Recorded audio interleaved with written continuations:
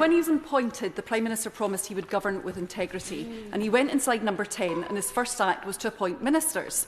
And of that cohort, 3 have now departed in controversy, including 2 in relation to allegations of bullying. One thing the Prime Minister did not do at that time was to publish an updated ministerial list of interests. That was finally released last week, after 320 days since the last publication. That list does not include the interests of ministers from the last year who have either been dismissed or resigned, like, for example, the Right Honourable Member for Stratford-upon-Avon.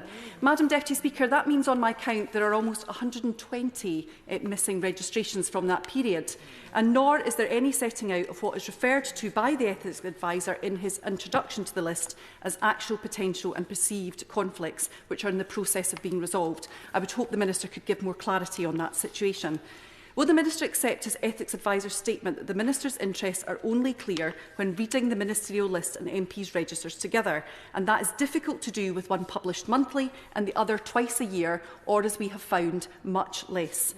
Members rightly disclose their interests regularly because transparency is essential. The Leader of the House promised swift action to strengthen the system and agreed to consider more regular reporting.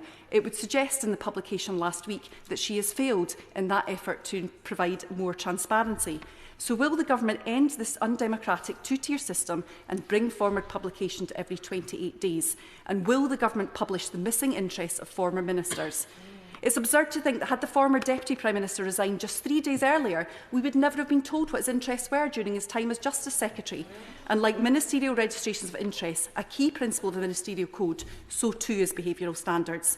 Last week, the former Deputy Prime Minister was found to have bullied civil servants in line with the definition under the Code.